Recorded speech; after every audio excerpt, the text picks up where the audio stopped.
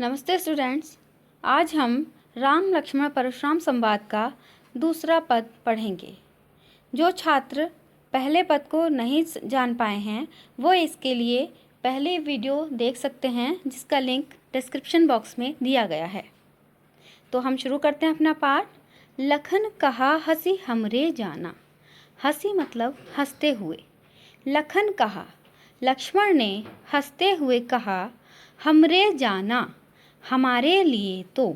सुनहु देव सब धनुष समाना। हे देव सुनो, सभी धनुष एक समान हैं। का क्षति लाभ जून धनु तोड़ें। का क्षति लाभ, क्या क्षति और लाभ। क्षति कहा जाता है नुकसान को और लाभ मीन्स फायदा। लक्ष्मण जी कहते हैं कि इस जून अर्थात पुराने धनुष को तोड़ने से क्या हानि और लाभ हो सकता है। देखा राम नयन के भोरे। भोरे मतलब धोखे से।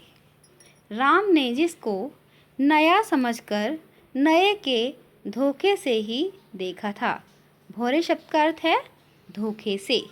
नयन यानी नए के, नया समझकर राम ने इसको देखा था। छुअत टूट। छुअत यानी छूते ही टूट गया। छुअत टूट रघुपति न दोषु। यह तो छूते ही टूट गया, इसमें रघुपति का कोई दोष नहीं है। मुनि बिनु काज। काज मतलब कारण। मुनि बिना कारण ही करिए कत रोसु। कत मीन्स क्यों, रोस मीन्स क्रोध। करिए कर रहे हैं।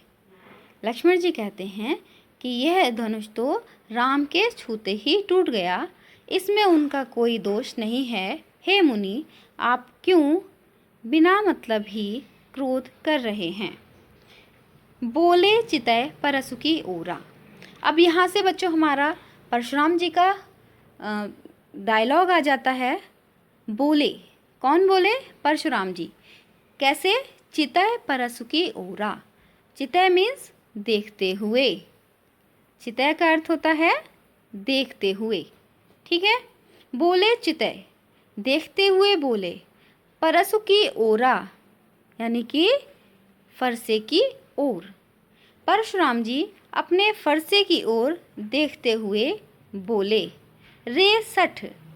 हे सठ। सठ कहा जाता है धूर्त को, जो बहुत ज़्यादा चालाक व्यक्ति होता है।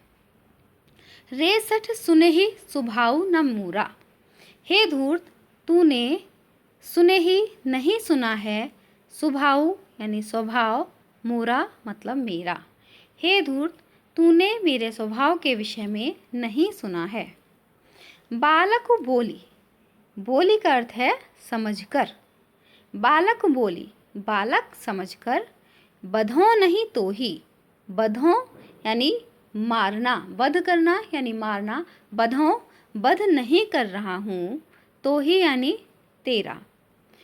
परशुराम जी कहते हैं बालक बोली बधों नहीं तोई, मैं तुझे बच्चा समझकर नहीं मार रहा हूँ।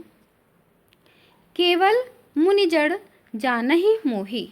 तो तू मुझे केवल एक जड़ मुनि ही समझ रहा है। बेटा, मुनियों का स्वभाव होता है, वो बिल्कुल शांत स्वभाव के होते हैं, वे हिंसा नहीं करते हैं। तो परशुराम जी अपने विषय में बताते हुए कहते हैं कि मैं तो तुझे बच्चा समझकर छोड़ रहा हूँ और तू मुझे मात्र एक मुनि ही समझ रहा है। आगे वे अपने विषय में बताते हुए कहते हैं बाल ब्रह्मचारी अति कोही। बाल ब्रह्मचारी, परशुराम जी बताते हैं कि मैं बाल ब्रह्मचारी हूँ, बचपन से ब्रह्मचर्य का मैंने पालन किया है। अति कोही, कोही शब्द का अर्थ होता है क्रोधी। ठीक है। क्रोधी शब्द कोही शब्द का अर्थ है क्रोधी। वो कहते हैं कि मैं बाल ब्रह्मचारी हूँ और अति यानी अत्यंत ही क्रोधी स्वभाव। विश्वविदित, विश्वविदित यानी पूरा संसार जानता है। क्षत्रिय कुल द्रोही। द्रोही शब्द का अर्थ होता है शत्रु। द्रोही शब्द का अर्थ होता है शत्रु। तो मैं परशुराम जी बताते हैं, मैं बाल ब्रह्मचारी हूँ, अत्यंत क्रोधी स्वभाव का हूँ और पूरा विश्व मुझे क्षत्रिय कुल के द्रोही के रूप में जानता है। भुजबल भूमि भूप बिनु कीन्ही। परशुराम जी कहते हैं कि मैंने अपनी भुजाओं के बल से, भूमि यानी पृथ्वी, भूप, भूप शब्द का अर्थ होता है राजा, बिनु विहीन, कीन्ही की है। परशुराम जी बताते हैं कि मैंने पूरी पृथ्वी को राजाओं से विहीन कर दिया है। विपुल बार, विपुल मीन्स अनेक, विपुल बार अनेकों बार, मही, मही शब्द का पृथ्वी का पर्यायवाची होता है बच्चों, मही, मही शब्द का अर्थ होता है पृथ्वी, देवन यानी ब्राह्मणों को, दीन ही दे दी है। परशुराम जी अपने विषय में बताते हैं कि मैंने अपनी भुजाओं के बल से अनेकों बार भूमि को राजाओं से विहीन किया है और अनेकों बार इस पूरी पृथ्वी को ब्राह्मणों को दान में दे दिया है। सहस बाहुभुज छेदनिहारा, छेदनिहारा शब्द का अर्थ होता है काटने वाला। छेदनिहारा मतलब काटने वाला। क्या काटने वाला? सहस बाहुभुज, सहस बाहु की भुजाओं को, सहस बाहु के हाथों को काटने वाला। परसु विलोकु महीप कुमारा, हे राजकुमार मेरे इस फरसे को देखो।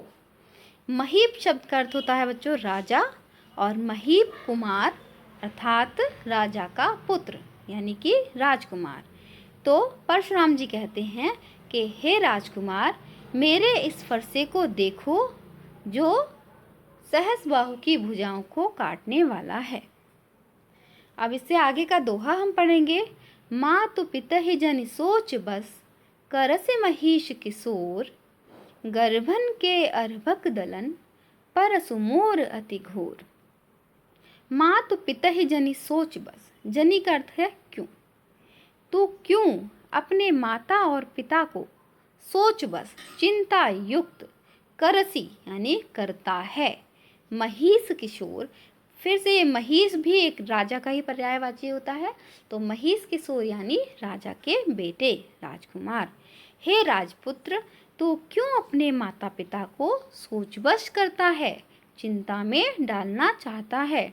गर्भन के अर्भक दलन, गर्भन यानी गर्भ में पलने वाले, अर्भक शब्द का अर्थ होता है बेटा बच्चा, गर्भ में पलने वाला बच्चा यानी कि बिल्कुल निरीह जो बच्चा होता है, बहुत छोटा जो बच्चा होता है।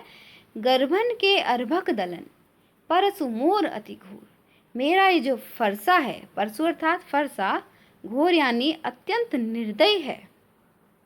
मेरा यह फरसा अत्यंत निर्दय है, ये गर्भ में पलने वाले बच्चों पर भी दया नहीं करता है। तो बच्चों आज हम अपने इस वीडियो में इतना ही सीखेंगे। इससे आगे का भाग आपको दूसरी वीडियो में देखने के लिए मिलेगा।